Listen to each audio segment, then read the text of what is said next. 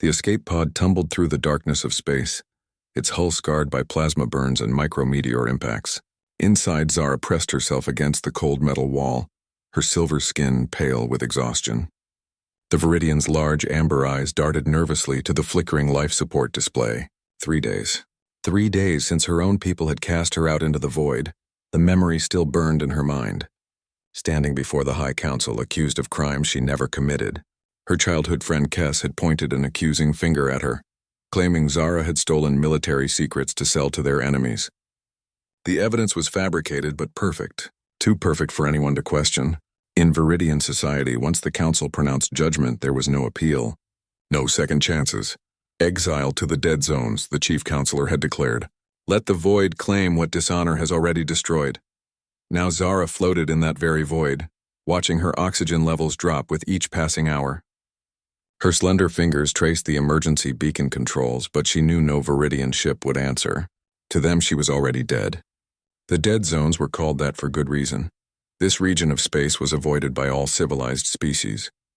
Pirates, radiation storms, and worse things lurked in these forgotten corners of the galaxy. A soft chime made her look up.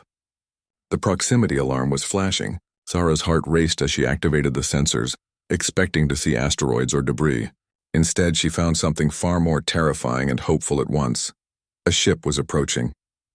But not just any ship. The angular design and blue-white engine flare marked it as belonging to the humans. Everyone in the galaxy knew about humans.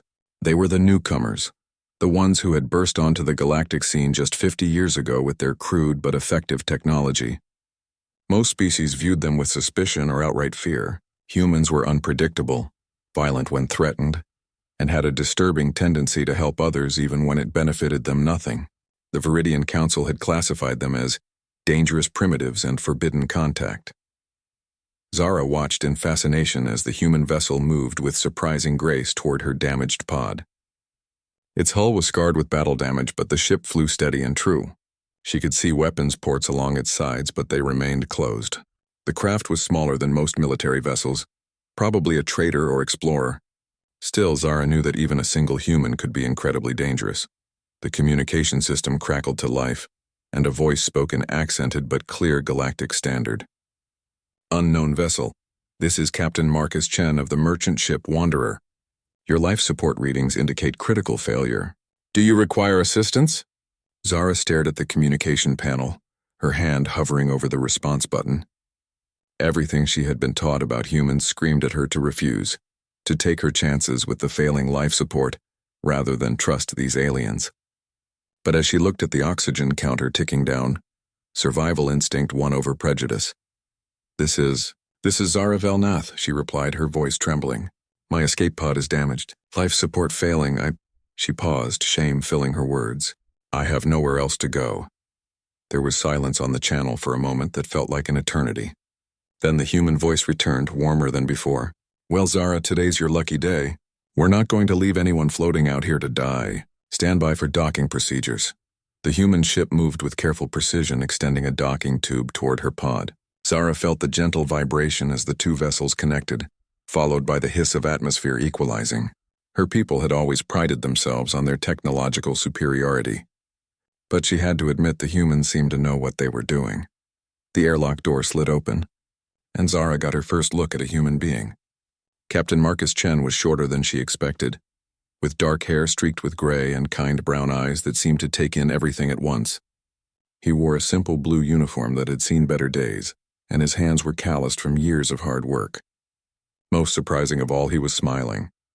Welcome aboard the Wanderer, he said, extending his hand in the human greeting gesture. Sorry about the circumstances. Zara hesitated for a moment before reaching out to clasp his hand. His skin was warm and rough, so different from the smooth coolness of Viridian touch. Thank you, she managed to say. I owe you my life. Marcus shook his head as he led her through the airlock and into his ship. No debt between strangers in trouble. That's just common decency where I come from. He glanced at her with concern. You look like you haven't eaten in days. When's the last time you had a proper meal? The question caught Zara off guard. She had expected interrogation, demands to know who she was and why she was drifting alone in the dead zones. Instead, this human was worried about her empty stomach. Several days ago, before I was She trailed off, unable to finish the sentence. Before you were what? Marcus asked gently, but when he saw her discomfort, he held up a hand. Actually, don't answer that yet. Food first, questions later. My grandmother always said you can't think straight on an empty stomach. As they walked through the ship's corridors, Zara was surprised by what she saw. The Wanderer was clearly old and well used, but everything was clean and maintained with obvious care. The walls were decorated with pictures and mementos from dozens of different worlds. It felt more like a home than a starship. Other crew members nodded and smiled as they passed, their faces showing curiosity but no hostility. There was something about these humans that defied everything Zara had been taught. They seemed so normal, so genuinely kind. Marcus led her to a small galley where delicious smells filled the air. Ship's cook is the best in 3 sectors, he said proudly. Maria, we've got a hungry guest. A woman with graying hair and flour-dusted hands emerged from behind the cooking station, took one look at Zara's thin frame, and immediately began bustling around gathering food. Skin and bones, she muttered in heavily accented standard. Sit, sit. I fixed this. For the first time in weeks, Zara felt something she had almost forgotten. Hope. These humans had taken her in without question, offering food and shelter to a complete stranger. As she sat down to her first hot meal in days, she wondered if perhaps everything her people believed about humans was wrong. 3 days had passed since Marcus rescued Zara from the void, and she was slowly beginning to understand that her entire worldview had been built on lies.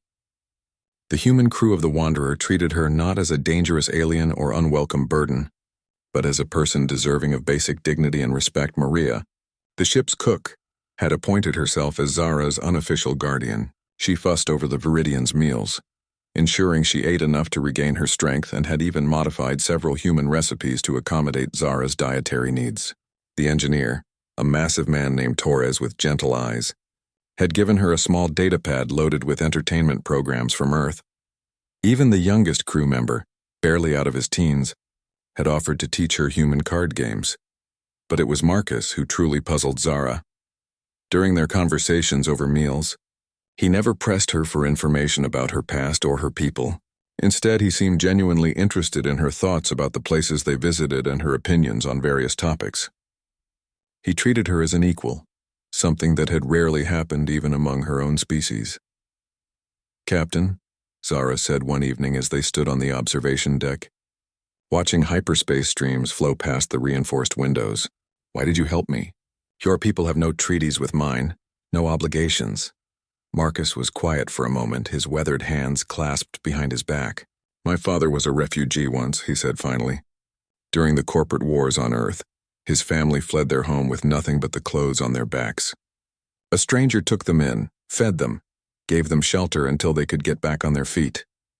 He turned to look at Zara, his expression serious but kind. Dad always said that kindness was the only currency that mattered in the end. Everything else, money, power, status, those things can disappear overnight. But the good you do for others that echoes through time. Zara felt a strange tightness in her chest. In Viridian society, helping outsiders was seen as weakness, a waste of resources that could benefit the community. Yet here was this human risking his ship and crew to aid someone from a species that officially despised his kind. And he spoke of it as if it were the most natural thing in the galaxy. Your father sounds like a wise man, she said softly. He was. Died 5 years ago, but I still hear his voice sometimes when I have to make tough decisions. Marcus smiled sadly. He would have liked you, I think. You've got that same quiet strength he admired in people. Before Zara could respond, the ship's intercom crackled to life. Captain, to the bridge, it came Torres's urgent voice. We've got company and they don't look friendly. Marcus was moving before the announcement finished, with Zara close behind. The bridge was small but efficient, with every station manned by competent crew members. On the main screen, 3 sleek vessels were visible against the starfield, their hulls bearing the crimson markings of the Krex Syndicate. Pirates, spat Lieutenant Collins from the weapons station. They're demanding we cut engines and prepare to be boarded. Zara's blood ran cold. The Krex were known throughout the galaxy as brutal slavers and thieves. They showed no mercy to their victims and had a particular hatred for Viridians, whom they viewed as arrogant and wealthy targets. If they boarded the Wanderer and found her, her fate would be far worse than exile. Options? Marcus asked calmly, settling into the captain's chair as if facing pirates was just another day at the office. We could make a run for it, suggested the navigator. The Wanderer's fast, but those Krex interceptors are faster. Fighting's not great either, Collins added grimly. 3-to-1 odds, and they've got heavier weapons. Zara watched Marcus weigh their options, his face thoughtful but unafraid. Any Viridian captain would have immediately calculated the most profitable course of action, probably handing over the refugee to buy safe passage for the crew. It was logical, practical, and exactly what their codes of conduct recommended. Instead, Marcus turned to look at her directly. Zara, those pirates will be looking for valuable cargo or prisoners to sell. If they find you aboard, things could get very bad very quickly. I want you to know that whatever we decide to do next, we're not throwing you to the wolves. You're crew now as far as I'm concerned, and we protect our own. The simple declaration hit Zara like a physical blow. This human barely knew her, had no reason to trust her, and every logical reason to sacrifice her for the safety of his people. Yet he was willing to fight 3 pirate ships rather than betray someone who had sought his protection. Captain, she said quietly, her voice steady, despite the emotions churning inside her. I know these ships. Krex raiders use quantum scramblers to disable their targets' FTL drives, but they have a weakness. Their power systems can't handle rapid frequency changes. If you can modulate your shield harmonics in a specific pattern, it will overload their scramblers and give you a window to escape. Marcus raised an eyebrow. That's very detailed intelligence. How do you know so much about Krex tactics? For a moment, Zara hesitated. Revealing her background would mean admitting she was a military officer, trained in combat and intelligence gathering. It might change how these humans saw her, make them suspicious of her motives. But they had offered her trust and protection when she had nothing to offer in return. The least she could do was be honest. Because I was a tactical analyst for the Viridian Space Command, she said quietly. Before I was exiled for crimes I didn't commit, I studied pirate organizations and their weaknesses. I can help you escape these ships if you'll trust me. The bridge fell silent except for the hum of the ship's systems. Zara waited for accusations, for demands to know what crimes she had been accused of, for the humans to realize they had harbored a potentially dangerous fugitive. Instead, Marcus simply nodded. Torres, can you implement those harmonic changes she's talking about? The big engineer was already at his console, fingers flying over the controls. Give me 2 minutes, Captain. If she's right about the frequency patterns, I can make it happen. Collins, plot a course for the neutral zone the moment those scramblers go down, Marcus continued. We're getting out of here the second we have the chance. As the crew sprang into action, following orders that relied entirely on trusting the word of an exile from a hostile species, Zara felt something she had never experienced before, the warmth of belonging to something larger than herself. These humans were risking everything, based on her knowledge and her promise that she could help them escape. Incoming. Transmission from the lead Krex ship, reported the communications. Officer, on screen, Marcus said. A scarred Krex face appeared, its reptilian features twisted in a cruel smile. Human vessel, this is Commander Vex of the Crimson Talon. You will cut your engines immediately and prepare for boarding. Any resistance will result in the destruction of your ship and the enslavement of your crew. You have 60 seconds to comply. Marcus stood up, smoothing his uniform with deliberate calm. This is Captain Chen of the merchant vessel Wanderer. We're carrying medical supplies to the Centauri colonies under neutral passage laws. Attacking us would violate several treaties. Vex's laugh was like broken glass. Treaties mean nothing in the dead zones, human. 50 seconds. Marcus muted the channel and turned to his crew. Everyone ready? Torres gave him a thumbs up. Harmonic modulation ready to deploy on your mark, Captain. Collins? Course plotted and engines primed. We'll be jumping the moment the scramblers fail. Marcus looked at Zara one more time and she saw complete trust in his eyes. Trust that she hadn't betrayed them. Trust that her knowledge was accurate. Trust that she wanted to help them escape rather than deliver them into the hands of pirates. It was the first time in her life that anyone had looked at her that way. Do it, Marcus said quietly. The bridge filled with tension as Torres activated the shield modulation sequence. For a terrifying moment, nothing happened. Then alarms started blaring on all 3 pirate ships as their quantum scramblers overloaded and failed. Jump, Marcus ordered.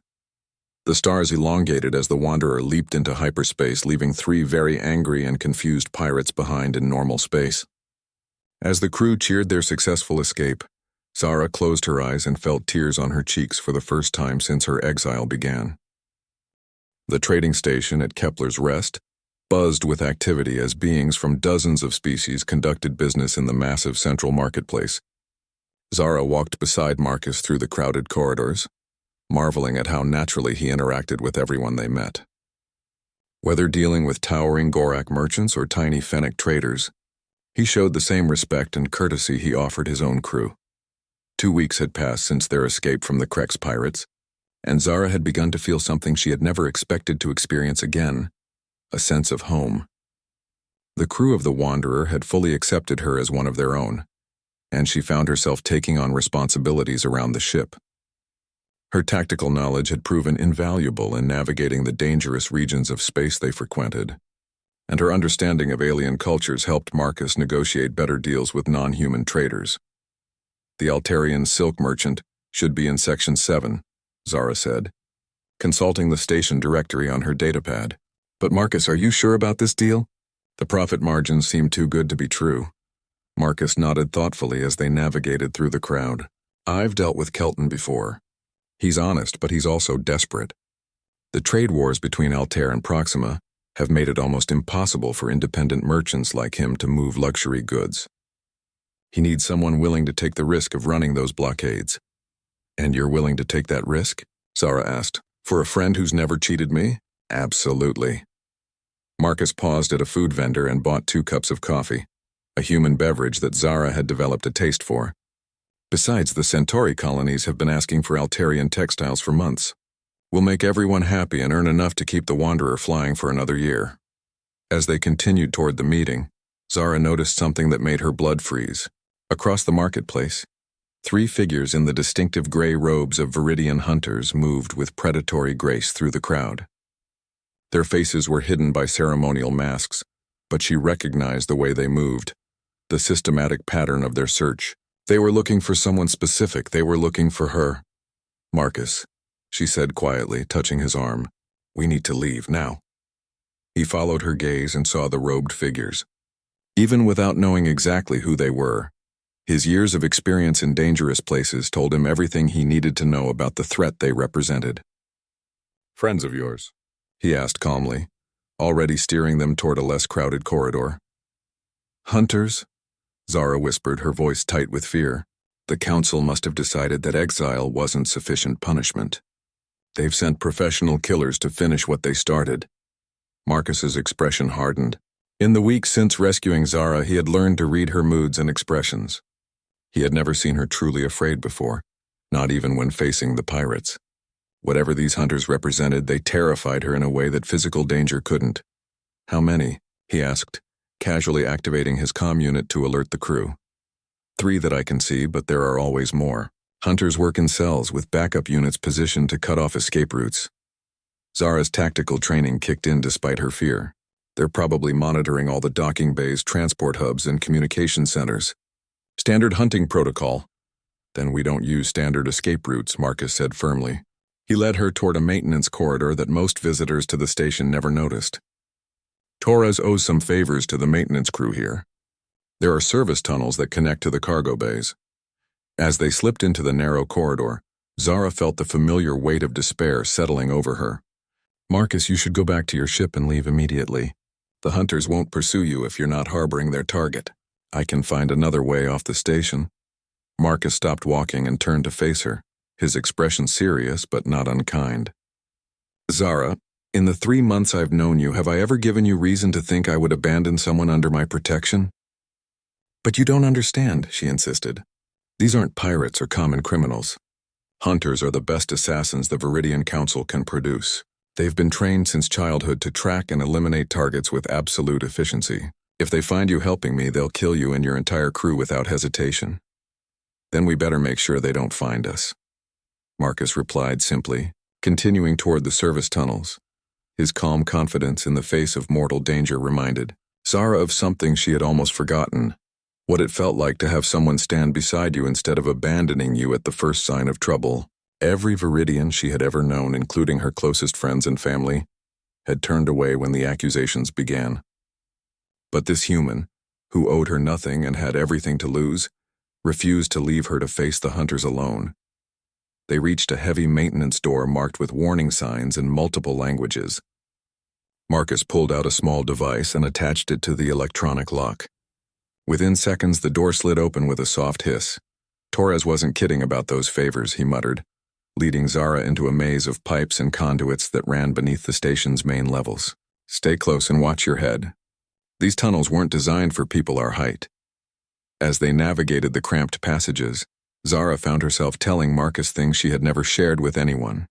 About her childhood as a gifted student fast-tracked into military intelligence, about the pride she felt serving her people, believing she was helping protect Viridian interests across the galaxy, about the devastating betrayal when her best friend framed her for selling military secrets to buy her own promotion.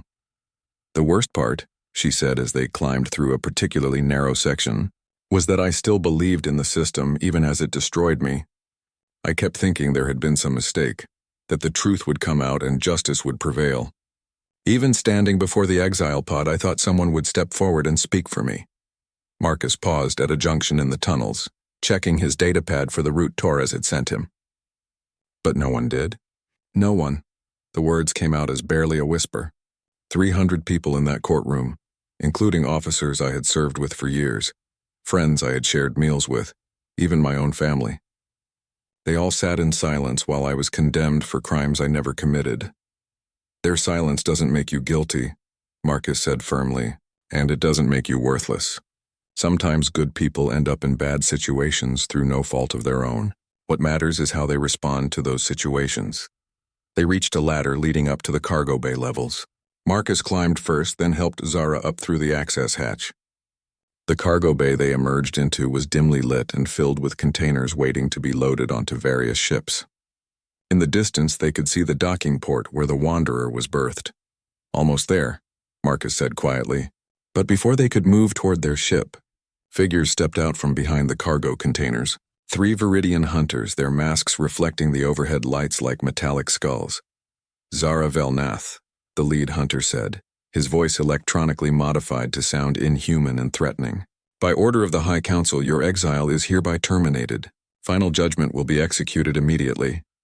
Zara stepped forward, placing herself between Marcus and the assassins. This human is not involved in our affairs. Let him go and I will come with you without resistance. The hunter tilted his masked head, studying Marcus with cold calculation. This human has harbored a fugitive and interfered with Viridian justice. His fate is sealed along with yours. Like hell it is, Marcus said calmly, and Zara realized he was holding something in his hand, a small device she had seen him use during their escape from the pirates. The hunter raised his energy weapon, but before he could fire, every light in the cargo bay went out. Emergency power kicked in a second later, bathing everything in red light, but the brief darkness had been enough. Marcus grabbed Zara's hand and they ran toward their ship, while the hunters struggled to adjust their vision equipment. Behind them, energy bolts sizzled through the air, but the emergency lighting made accurate shooting nearly impossible. They reached the Wanderer's docking tube just as the bay lights flickered back to normal. Marcus slapped his hand on the emergency seal, and the tube retracted as the ship's engines roared to life. How did you know that would work? Zara gasped as they stumbled onto the bridge.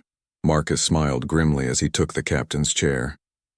Torres mentioned that the station's power grid was old and prone to overloads if you hit it with the right kind of electromagnetic pulse.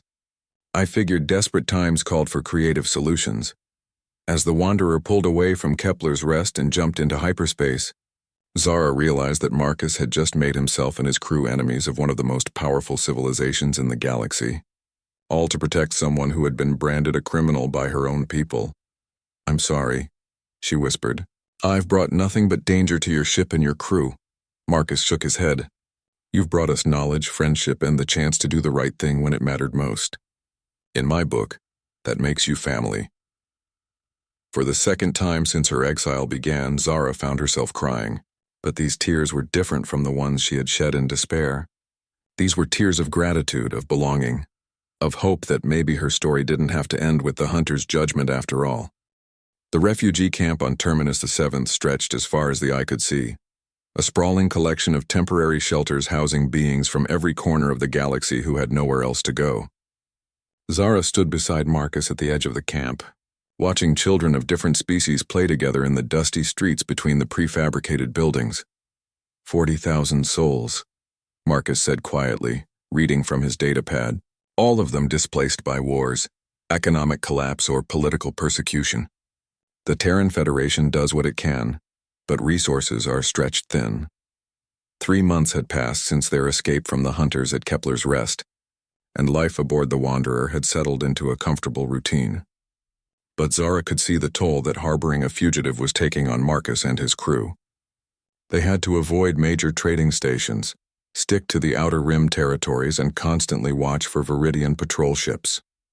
Their profit margins were suffering, and she knew it was only a matter of time before the crew started to resent her presence. "Why are we here, Marcus?" she asked, though part of her already knew the answer. In the month she had spent with these humans, she had learned to recognize the look in Marcus's eyes when he saw suffering that he might be able to alleviate. "Medical supplies," he replied, gesturing toward the Wanderer where Torres and Collins were already unloading crates. "The camp's hospital is running critically low on antibiotics and surgical materials. We picked up a surplus shipment from the Centauri colonies at cost." Zara watched the humans work with practiced efficiency, their movements coordinated by years of working together. But she also noticed something else, the way other refugees watched them. Hopeful expressions, grateful smiles, children pointing excitedly at the ship with its distinctive Earth markings. These people knew that when humans showed up, help usually followed. "Captain Chen," a voice called from the camp entrance. A middle-aged Bolian woman in medical scrubs was hurrying toward them, relief evident on her blue-tinted features. "Thank the stars you made it. We lost 12 patients yesterday because we ran out of cardiac stimulants." "Dr. Nayar," Marcus greeted her warmly. "How many people can this shipment help?" "Hundreds," she replied, tears forming in her large eyes. "Maybe thousands if we're careful with the rationing. You've literally saved lives today." As the medical supplies were transferred to the camp's hospital, Zara found herself drawn into the refugee community. Her universal translator allowed her to communicate with beings from dozens of different worlds, and she discovered that many of them had stories similar to her own: betrayal by their own people, false accusations, exile from the only homes they had ever known. An elderly Corvan male named Jasek told her how his clan had cast him out for questioning their traditional warfare customs.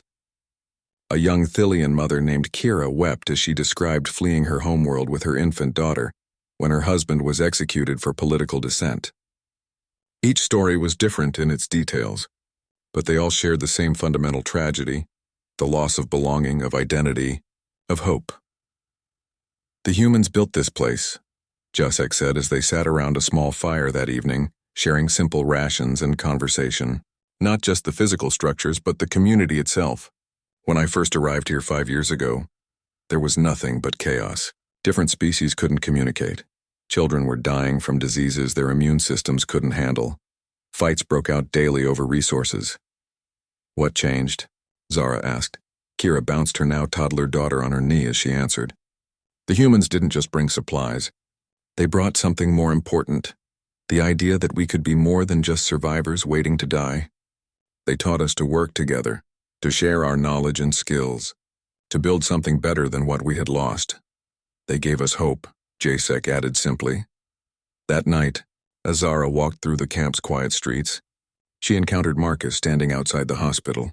Through the windows, she could see Dr. Nayar and her staff working by portable lights to treat patients with the supplies the Wanderer had delivered.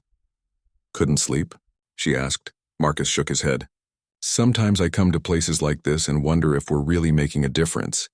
Then I see things like that," he gestured toward the hospital, "and remember why we do this work." "The crew is suffering because of me," Zara said quietly. "Lower profits, constant danger, restricted travel routes. How long before they decide I'm not worth the risk?" Marcus turned to look at her, his expression serious but kind. "Do you know what Torres told me yesterday when we were loading the medical supplies? He said that having you on the crew had reminded him why he became a spacer in the first place. Not for the money or the adventure, but to make a difference in the galaxy. And the others?" "Colin said teaching you human card games was the most fun she'd had in years. Maria insists you're the daughter she never had." Even young Peterson told me that watching you stand up to those hunters was the bravest thing he'd ever seen. Marcus smiled. Zara, you haven't brought us hardship. You've brought us purpose. They were interrupted by running footsteps and urgent voices. Dr. Nayar was hurrying toward them with several camp security officers, her face pale with worry. Captain Chen, thank the stars you're still here, she gasped. We've got a problem. 3 ships just entered orbit, Viridian design. They're demanding permission to land and search the camp for a fugitive. Zara's blood turned to ice. The hunters had found her again, and this time they were willing to threaten 40,000 innocent refugees to complete their mission. They're here for me, she said quietly. If I surrender, they'll leave the camp alone. Absolutely not, Marcus said firmly. These people have been through enough without having their sanctuary violated by hunters. But Marcus, if they search the camp, they'll terrorize these refugees. Children will be traumatized, families separated. People who have already lost everything will lose what little security they've rebuilt.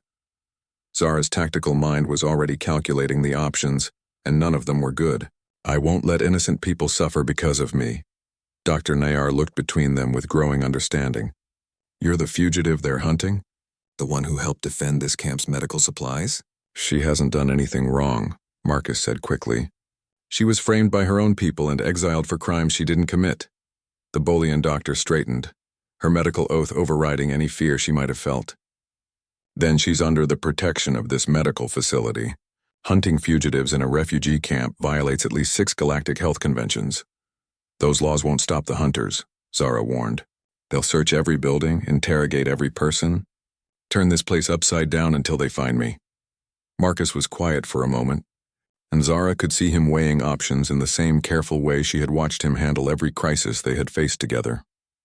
Finally, he activated his comm unit. Torres prepped the ship for immediate departure. Collins plot a course for the outer system. Full stealth protocols. Marcus, what are you doing? Zara asked. Giving you a choice, he replied. We can run and keep running until the hunters give up or we find somewhere safe, or... He paused, meeting her eyes directly. We can stand and fight, not just for you, but for the principle that refugees deserve protection, that the innocent shouldn't suffer for the crimes they didn't commit. Dr. Nayar stepped forward. If you're planning some kind of resistance, you should know that this camp has more friends than you might think. The Terran Federation has a patrol squadron in this sector, and they take refugee protection very seriously. And the camp itself has over 300 former military personnel from 24 different species, added one of the security officers. People who know how to fight, when they need to. Zara looked around at these beings, who had lost everything but were willing to risk what little they had left to protect her, a stranger from a species that most of them had never encountered before. It was the opposite of everything she had experienced in Viridian society, where individual survival always trumped collective responsibility. Why? She whispered. Why would you risk yourselves for me? Jacek, the old Corvan warrior, had approached during their conversation. He placed a gentle hand on her shoulder. Because that's what communities do, child. We protect each other. Not because we have to, but because we choose to. As the Viridian ships descended toward the planet's surface, Zara realized she was about to witness something unprecedented in her experience. Beings from dozens of different species, many of them natural enemies, coming together to defend someone they barely knew simply because it was the right thing to do. The camp's communication system crackled to life with an incoming transmission from the lead Viridian vessel. This is Hunter Commander Thane of the Viridian Justice Fleet. We are conducting a lawful search for a fugitive criminal. All inhabitants will remain in their dwellings while our search proceeds. Any interference will be met with appropriate force. Marcus looked at Zara one last time. It's your choice. We can still run. Zara thought about the children she had seen playing in the camp streets, about Dr. Nayar working tirelessly to heal the sick and wounded, about Jacek and Kira and hundreds of others who had already lost so much. Then she thought about Marcus and his crew, who had shown her what true loyalty looked like. The standoff lasted 3 tense hours. Hunter Commander Thane had deployed his forces around the refugee camp's perimeter, but he had not yet ordered an assault. Through her binoculars, Zara could see him standing beside his ship, his masked face turned toward the central square where hundreds of refugees maintained their peaceful vigil. He's waiting for something, she told Marcus, who stood beside her on the camp's command platform. Hunters don't hesitate unless there's a strategic reason. Marcus nodded grimly. Federation patrol ships should be here within the hour. Maybe he knows that and is trying to decide if capturing you is worth starting an interstellar incident. Or maybe he's calling for reinforcements, suggested Dr. Nayar, who had joined them along with the camp's senior staff. 3 ships might not be enough if he's planning to fight his way through Federation forces. Zara studied the hunter positions through her scope, her tactical training analyzing their deployment patterns.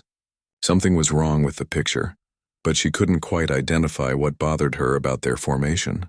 Then it clicked. They're not positioned for an assault on the camp, she realized aloud. Look at their spacing. They're set up to contain something trying to escape, not to attack something stationary. What does that mean? Marcus asked. It means Thane doesn't want to fight all these refugees. He's hoping fear will make them abandon me, that the community will collapse once people start worrying about their own safety. Zara lowered her binoculars, a bitter smile on her lips. It's standard Viridian psychology. We assume everyone is as selfish as we are. As if summoned by her words, the camp's communication system activated with another transmission from the hunter commander. Refugees of Terminus 7, I address you directly. The criminal Zara Velnath has brought danger to your sanctuary. She is wanted for treason against the Viridian Confederacy, for selling military secrets that resulted in the deaths of thousands of innocent civilians. Is sheltering such a person worth risking the safety of your families? A murmur of concern rippled through the gathered crowd, and Zara felt her heart sink. She had expected this. The lies, the manipulation, the deliberate distortion of facts designed to turn her protectors against her. It was how the Viridian system worked, how they maintained control through fear and mistrust. But then Jacek stepped forward from the crowd, his aged voice carrying clearly in the quiet air. Hunter, I fought in 17 battles during the Corvin clan wars. I know the difference between truth and propaganda. This woman has done nothing but help people since she arrived here. If you have evidence of her crimes, present it to a neutral court. Until then, your words are just noise.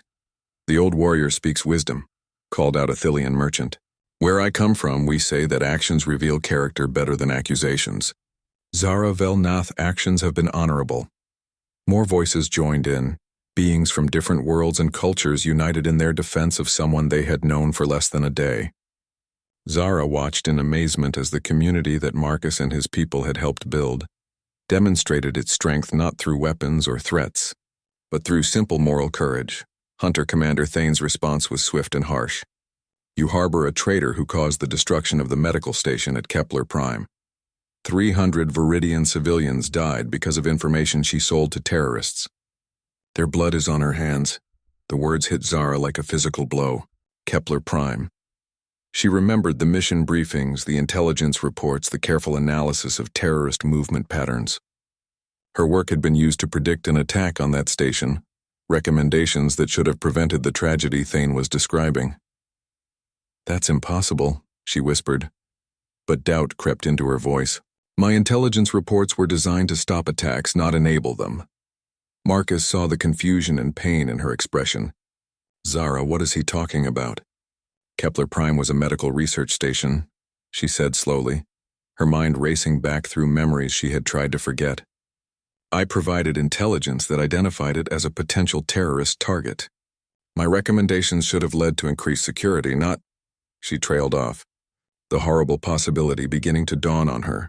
Dr. Nayar stepped closer, her medical training helping her recognize the signs of trauma and revelation.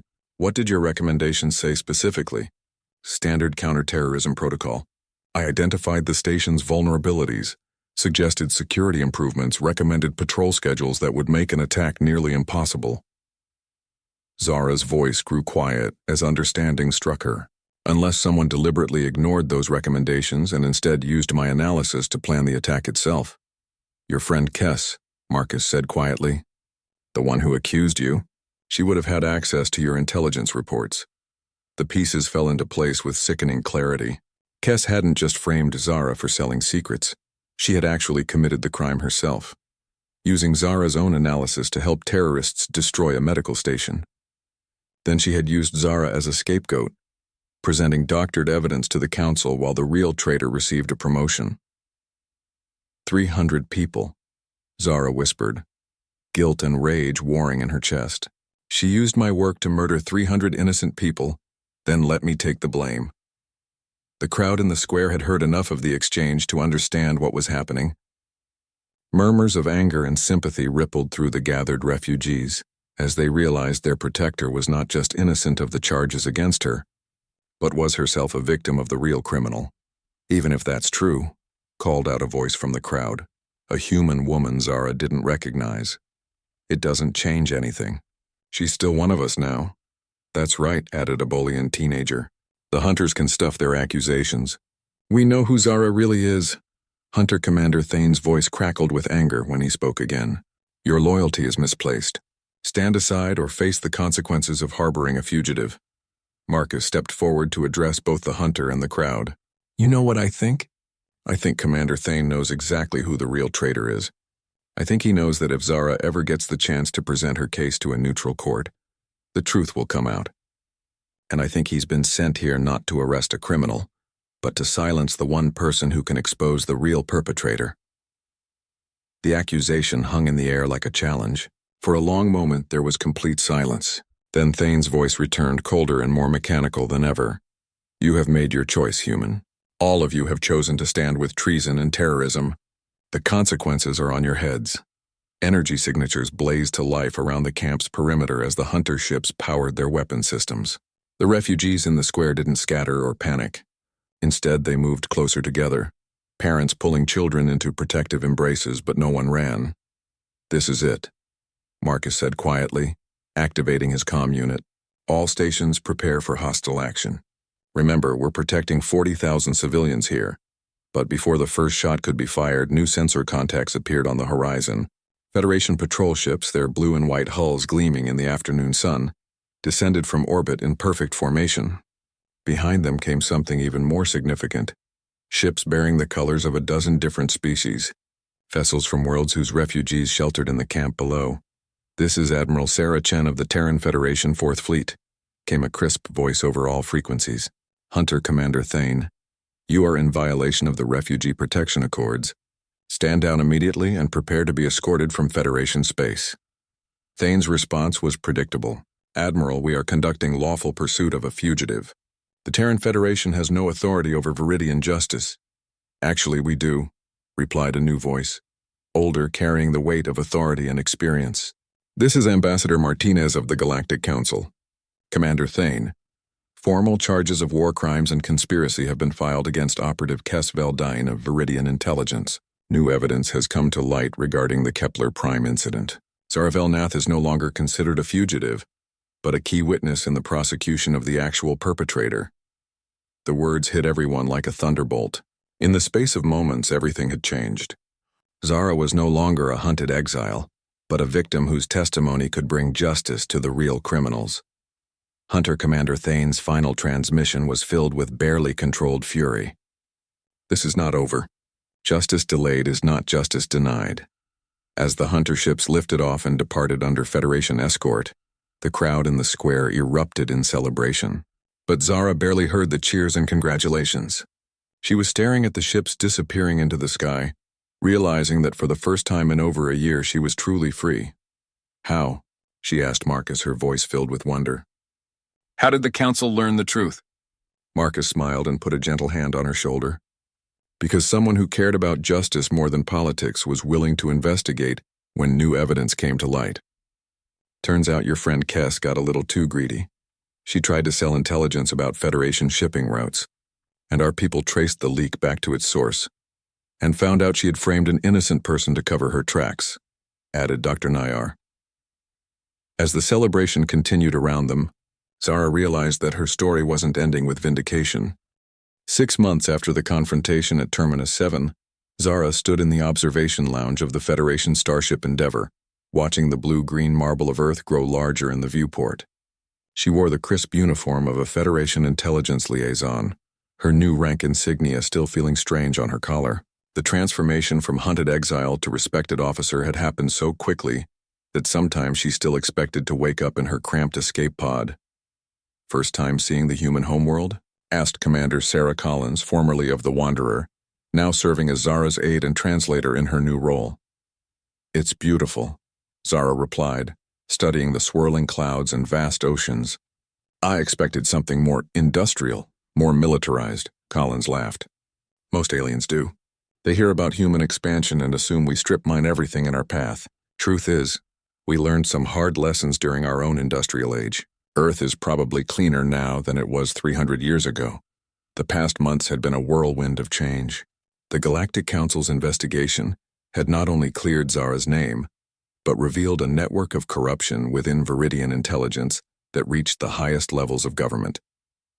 Kess and 3 other high-ranking officers were now awaiting trial for treason, terrorism, and conspiracy.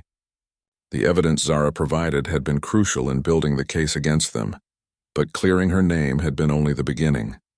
The Federation had offered her a position as a cultural liaison and intelligence analyst, using her unique perspective as someone who understood both Viridian thinking and human values. Her first assignment had been helping to negotiate a prisoner exchange that freed 17 Federation citizens from Viridian detention, using her knowledge of Viridian psychology to find common ground. The council session starts in 2 hours, Collins reminded her. Are you nervous about testifying? Zara considered the question. A year ago, she would have been terrified at the prospect of addressing the Galactic Council, especially to testify against her own people. But months of working alongside humans had taught her something important about courage. It wasn't the absence of fear, but the willingness to act despite it. Not nervous, she said finally. Determined. They made their way to the transport bay where Marcus was waiting, dressed in his formal captain's uniform. The Wanderer had been granted special status as a Federation auxiliary vessel in recognition of their role in exposing the conspiracy. But Marcus had insisted on maintaining his independence as a merchant captain. Some things, he said, were too important to be tied down by bureaucracy. Ready for this? He asked as they boarded the shuttle for the surface. Ready, Zara confirmed. Marcus, I want you to know, whatever happens down there, you saved my life in more ways than one. You didn't just rescue me from that escape pod. You showed me what it meant to belong somewhere. Marcus smiled the same warm smile that had greeted her when she first stepped aboard his ship as a desperate refugee. You earned your place with us, Zara. Everything that's happened since has just been the galaxy recognizing what we already knew. The Galactic Council chambers were as impressive as Zara had imagined. A vast amphitheater with seating for representatives from over 200 species, all focused on the central speaking platform where she would soon stand. The air hummed with translation devices rendering dozens of languages into comprehensible speech. Ambassador Martinez, who had coordinated the investigation, met them at the entrance. The Viridian delegation is attempting to minimize the scope of the conspiracy, she warned Zara. They're claiming it was just a few rogue agents acting without authorization. Your testimony is crucial to proving this was a systemic problem. I understand, Zara replied. I've been preparing for this moment since the day they exiled me. When her name was called, Zara walked to the central platform with steady steps. The chamber fell silent as she approached the testimony podium.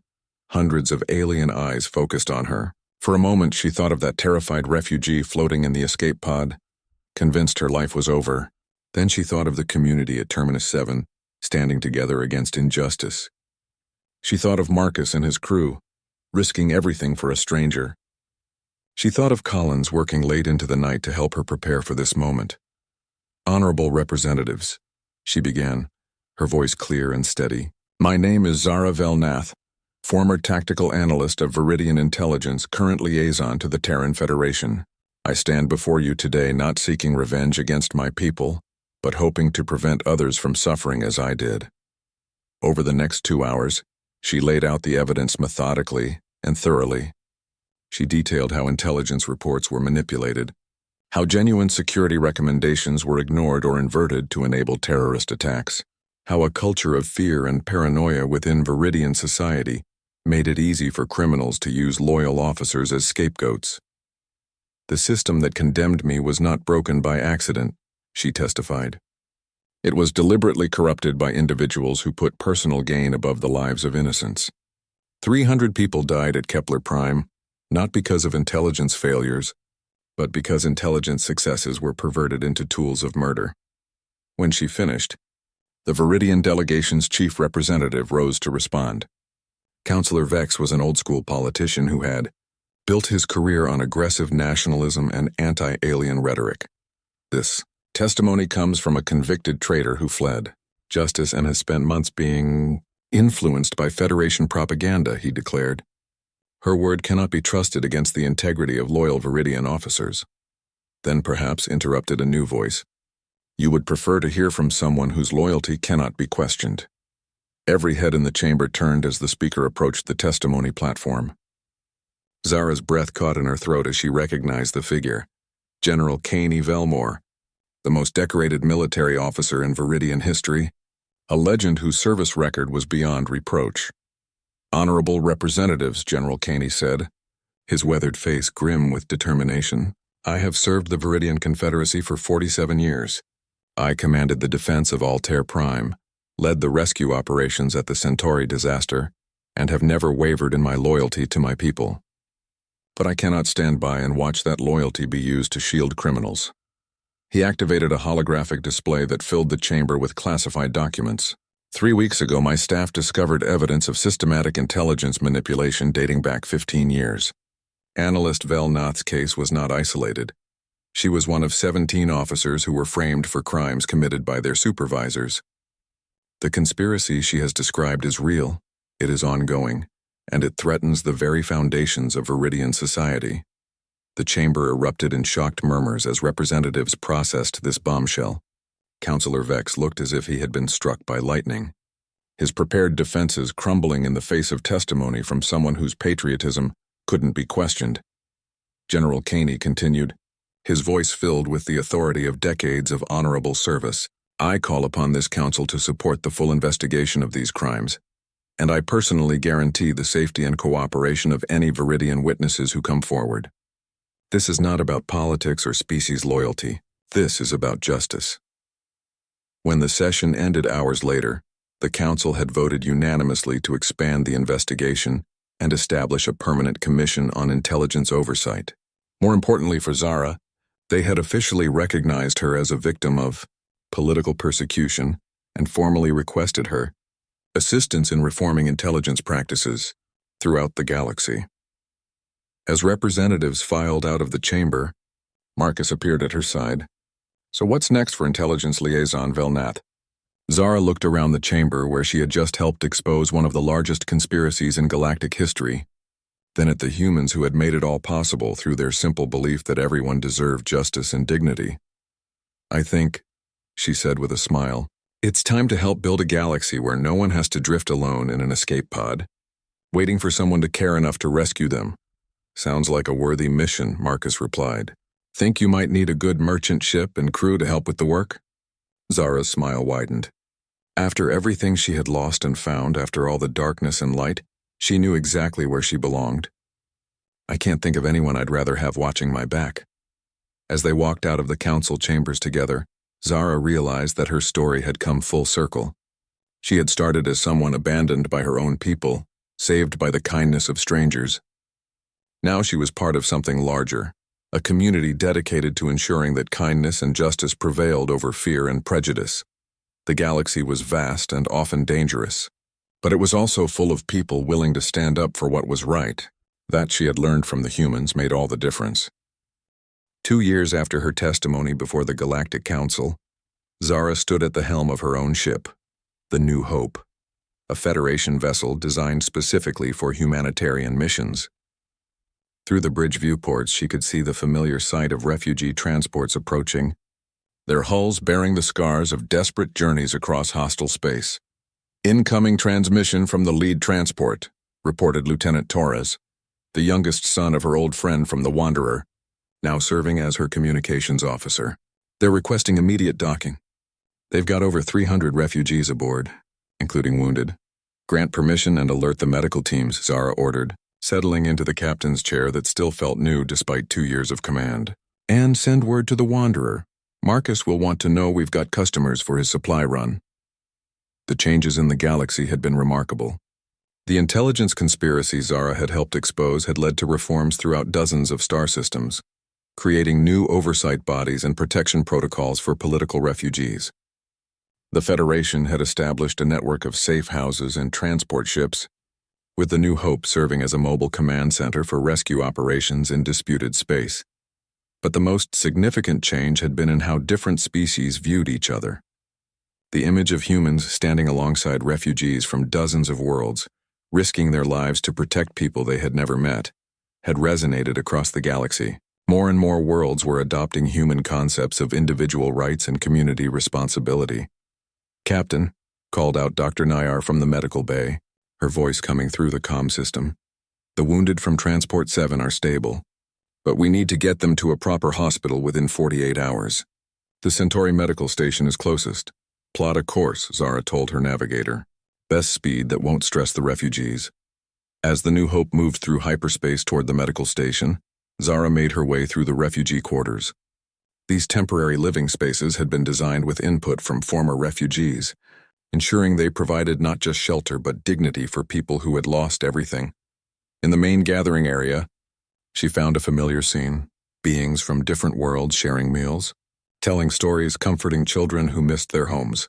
At the center of the group sat Jasek, now serving as the ship's civilian coordinator, his weathered face animated as he told tales of adventure to a group of young refugees. "And that," he was saying to his captivated audience, "is how Captain Zara and the humans taught the entire galaxy that strength comes not from the weapons you carry, but from the friends who stand beside you." Zara smiled and continued her rounds, checking on families and individuals, making sure everyone had what they needed. In one corner, she found a young Thillian girl sitting alone, clutching a small stuffed animal and staring out at the stars. "What's your name?" Zara asked gently, kneeling beside the child's chair. "Mira," the girl whispered. "Are you really Captain Zara? The one who was lost and then saved by the kind humans?" "I am," Zara confirmed. "And you know what? Being lost isn't the end of your story. Sometimes it's just the beginning of finding something better than what you left behind." Mira looked up with wide, hopeful eyes. "Do you think I'll find a new home? Somewhere safe?" "I know you will," Zara said with absolute certainty. "Because there are people throughout this galaxy who believe every person deserves a safe place to call home. And they won't stop working until you find yours." Later that evening, as the refugees settled into their temporary quarters for the night, Zara stood in her ready room reviewing reports from other rescue ships. The network had grown beyond anything she could have imagined. Dozens of vessels, hundreds of volunteers, thousands of refugees successfully relocated to new homes. Her door chimed, and Marcus entered carrying 2 cups of coffee and wearing the informal clothes that meant the Wanderer was docked nearby. "Thought you might want some of Maria's blend," he said, setting 1 cup on her desk. "She's been experimenting with Altarian spices. How is the old crew?" Zara asked, accepting the coffee gratefully. "Collins is thinking about accepting that Federation intelligence position they've been offering her. Torres Sr. finally agreed to let his son serve on a military vessel, as long as it's yours. Maria keeps threatening to retire, but I think she just likes complaining about the kitchen equipment." Marcus settled into the chair across from her desk. "They're all proud of you, you know." "We all are." "I couldn't have done any of this without the example you set," Zara replied. "You showed me that helping others isn't weakness. It's the strongest thing you can do." Marcus was quiet for a moment, sipping his coffee and looking out at the stars. "Do you ever regret it? Giving up the chance to go home? To clear your name with your own people?" Zara considered the question. The Viridian government had eventually offered her a full pardon and restoration to her former rank, acknowledging that she had been wrongfully convicted. But accepting would have meant returning to a society that valued conformity over compassion, order over justice. "The Viridian Confederacy was never really my home," she said finally. "I was born there, raised there, but I never truly belonged. Home isn't just where you come from, it's where you're accepted for who you really are. And where is that for you now?"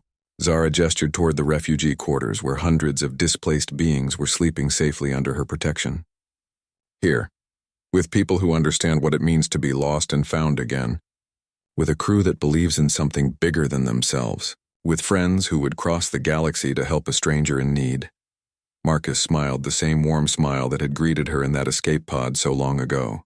"Sounds like a pretty good home to me." 3 days later, as they delivered the refugees to their new settlements on Centauri Prime, Zara received an encrypted message that made her breath catch. It was from General Caney on Viridia, and it contained intelligence about a group of political prisoners being transported through the dead zones, the same region where she had once drifted helplessly, in an escape pod. "Looks like we've got another rescue mission," she told Marcus as they reviewed the data. 53 prisoners being taken to a penal colony in the Outer Rim. Their transport will pass through the nebula fields in 6 days. "Same place you were exiled to," Marcus observed. "That feels like more than coincidence." "Maybe," Zara agreed. "Or maybe it's just the universe giving me a chance to make sure no one else has to face what I did alone." As the New Hope changed course toward the dead zones, Zara thought about the young woman who had floated in darkness 2 years ago, certain her life was over. That woman couldn't have imagined standing on the bridge of her own ship, commanding a crew dedicated to saving others from the same fate she had endured. "Lieutenant Torres, send a message to all ships in the rescue network," she ordered. "Tell them we have 53 souls who need our help. And remind them that no one drifts alone in the void, not while we're watching." The reply came back within minutes. Confirmation from 17 different vessels that they were changing course to assist. Human ships, Bolian medical vessels, even a reformed Viridian cruiser whose crew had been inspired by the intelligence reforms.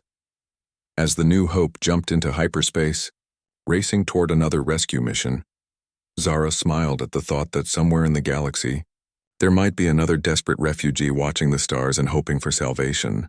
When that moment came, they wouldn't find an empty void. They would find a community of beings from dozens of different worlds, united by the simple human idea that everyone deserves kindness, dignity, and hope.